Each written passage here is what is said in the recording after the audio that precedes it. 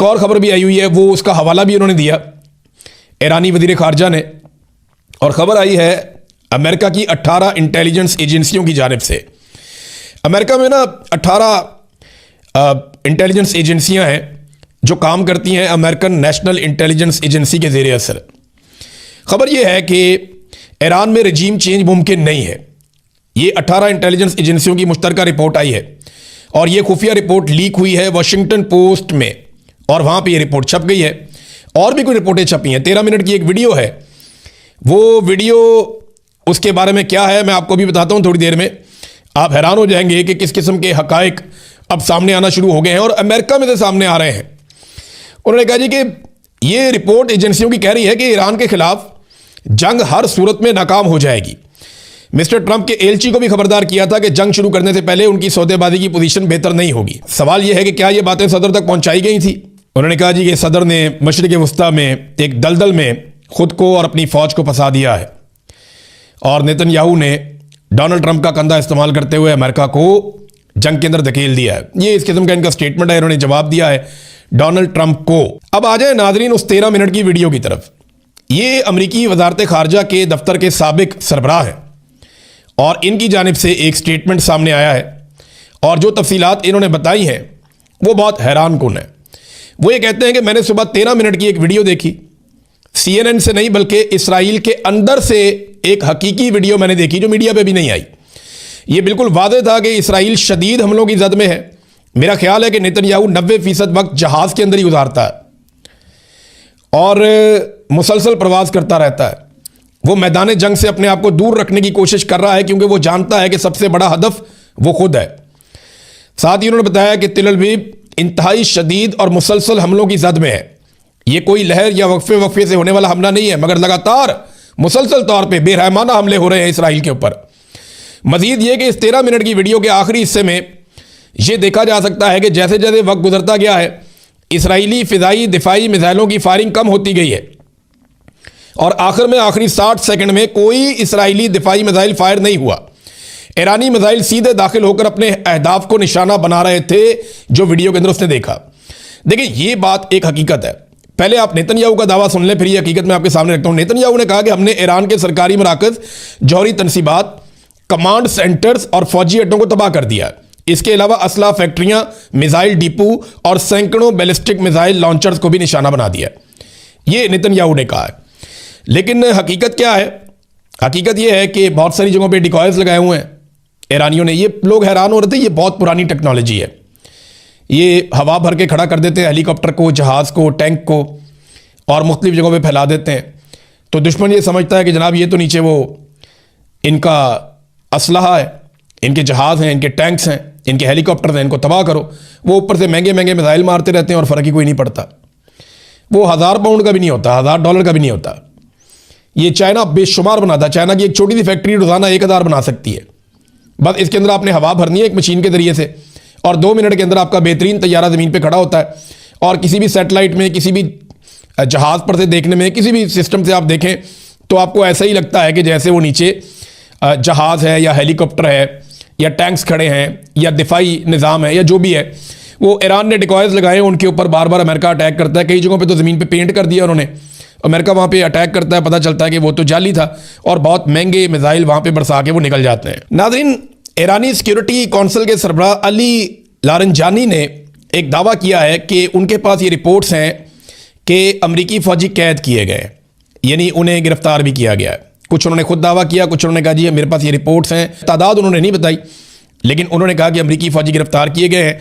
अगर ऐसा है तो आपको आने वाले दिनों में इसकी वीडियो नज़र आ जाएगी। लेकिन एक चीज़ मैं आपको कंफर्म करूं कि जहां ईरान ने यह कहा था कि हम अरब ममालिक के ऊपर अटैक नहीं करना चाहते, हम मादरत चाहते हैं क्योंकि हमें अटैक करना पड़ता है उस वक्त जब उनकी सरजमीन से हम पे अटैक होता है, तो गुज़िश्ता रात को दोबारा ईरान ने अटैक किया है। अब रात को लेट नाइट ये इंफॉर्मेशन आई कि ईरान ने बहरीन, कुवैत, सऊदी अरब और इराक में मौजूद अमरीकी फ़ौजी अड्डों पर हमले किए। ये हमले उन बेसिस के खिलाफ किए गए जो गुज़िश्ता शाम ईरान के खिलाफ इस्तेमाल हुए थे। जो अड्डे ईरान के खिलाफ इस्तेमाल हुए उनके ऊपर उन्होंने वापस अटैक कर दिया।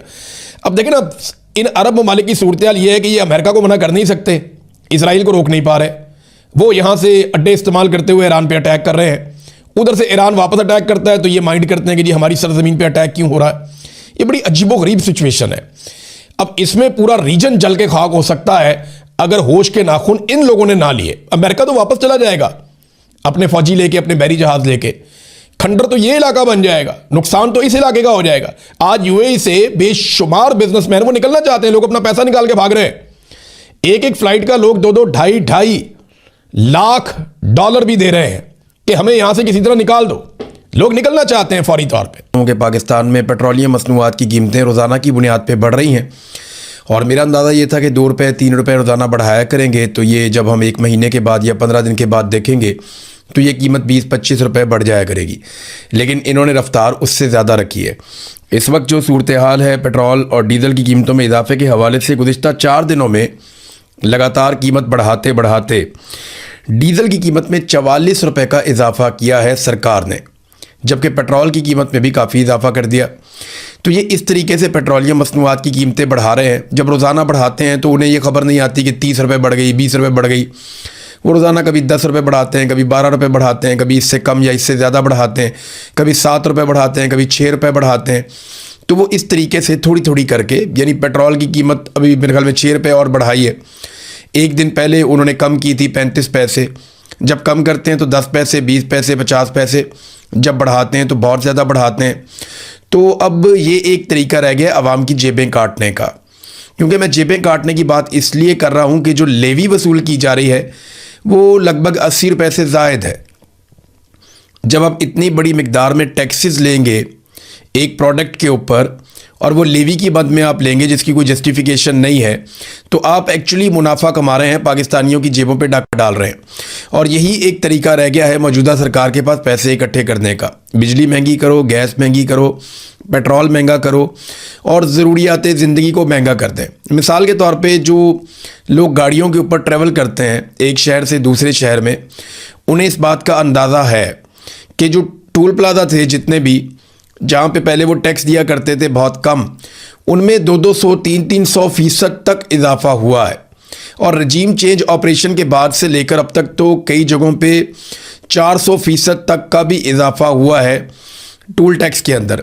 तो ये पैसा पाकिस्तानियों की जेबों से जा रहा है। अब पैसे इकट्ठे करने के वो तरीके ढूंढे जा रहे हैं जो माजी में नहीं होते थे। यानी आवाम को रिलीफ दिया जाता था और कोशिश की जाती थी कारोबार में से पैसा निकाला जाए। कारोबार तो पाकिस्तान में चल नहीं रहा, तो पैसा कैसे निकालेंगे? और झूठ इनकी ज़ुबान के ऊपर है।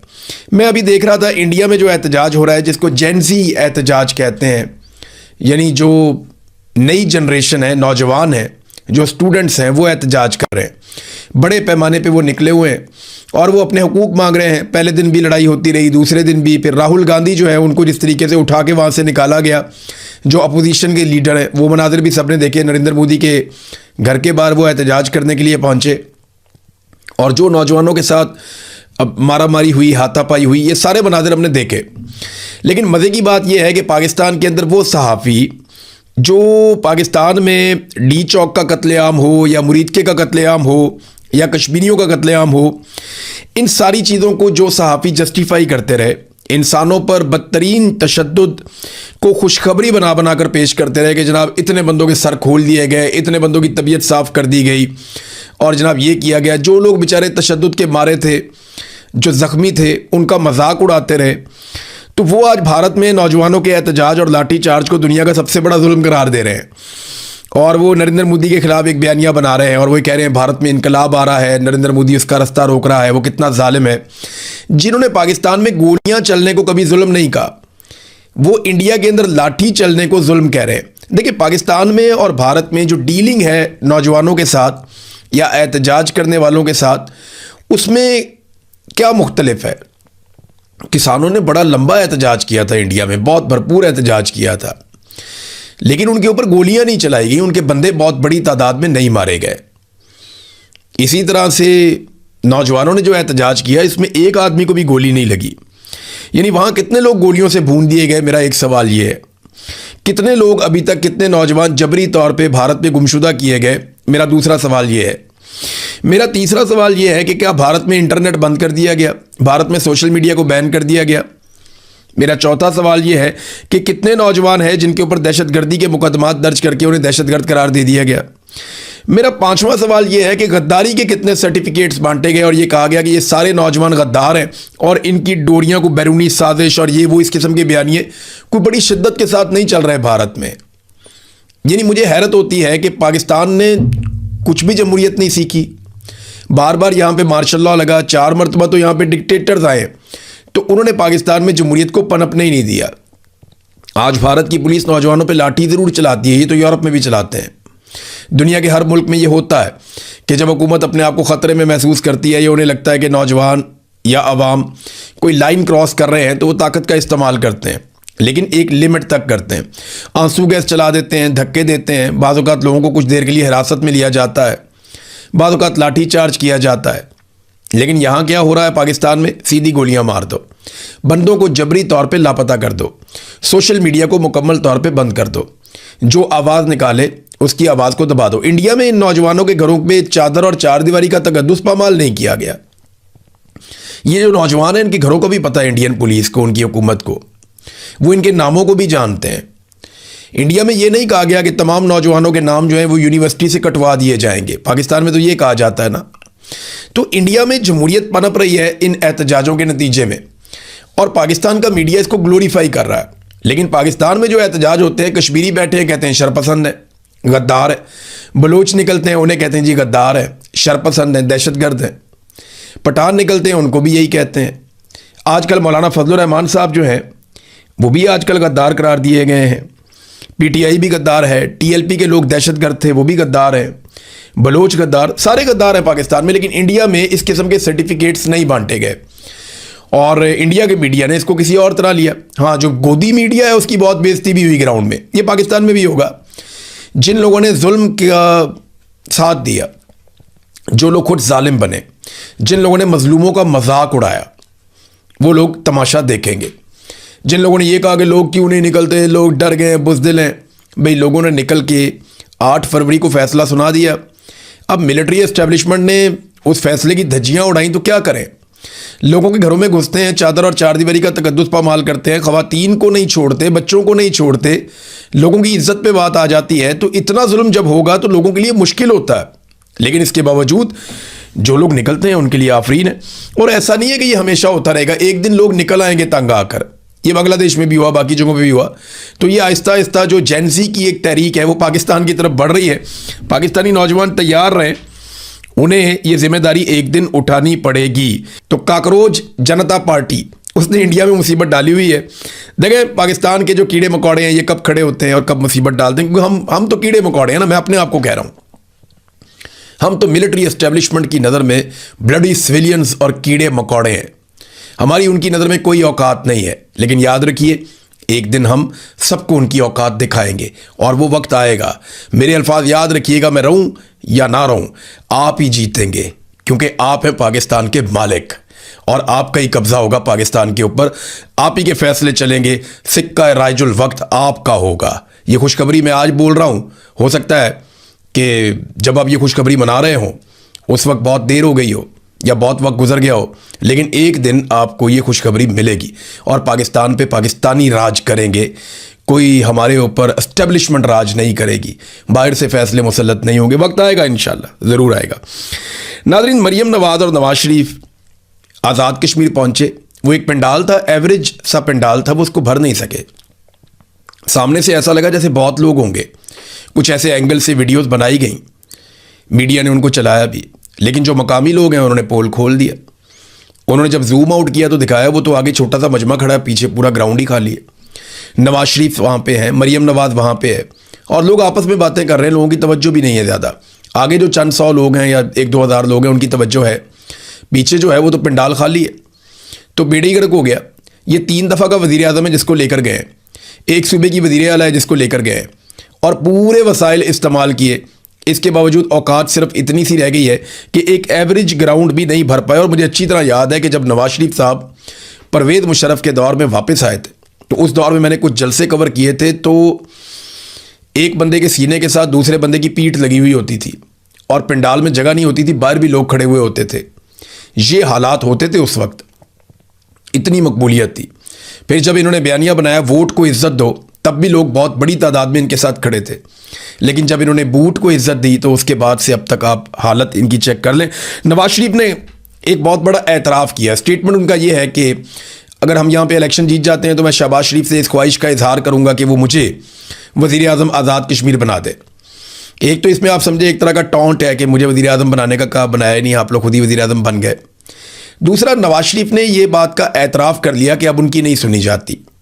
उन्होंने एतराफ़ कर दिया कि क्योंकि शहबाज शरीफ के बराह रास्त ताल्लुकात हैं फील्ड मार्शल के साथ और मिलिट्री एस्टेब्लिशमेंट के साथ, वो एक पेज पे हैं और उनके साथ मिलकर काम कर रहे हैं, लिहाजा फैसले मिलिट्री एस्टेब्लिशमेंट ने करने हैं या शहबाज शरीफ ने करने हैं, मेरा जोर नहीं चलता। नवाज शरीफ ने दूसरी तरह अपनी बेबसी का इजहार किया है कि अगर मैं आज़ाद कश्मीर का वज़ीर आज़म बनना भी चाहूँ या मेरी ये ख्वाहिश भी है तो मेरा ये बस में नहीं है, मेरा जोर नहीं चलता। मुझे एस्टेब्लिशमेंट और एस्टेब्लिशमेंट का जो सबसे बड़ा अर्दली है शहबाज शरीफ, ये दोनों मिलकर मुझे बना सकते हैं वज़ीर आज़म, मैं खुद नहीं बन सकता।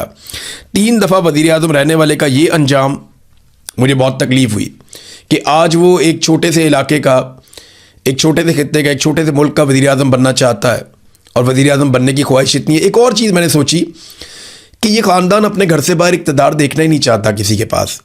यानी एक भाई वज़ीर आज़म पाकिस्तान है, बेटी वज़ीर आला पंजाब है, बाकी सारा ख़ानदान एडजस्ट किया हुआ है। नायब वज़ीर आज़म जो है वो भी अपना रिश्तेदार लगाया हुआ है और अब ख्वाहिश ये है कि एक जगह और इलेक्शन हो रहा है, वहाँ पे जाके मैं वज़ीर आज़म बन जाऊँ।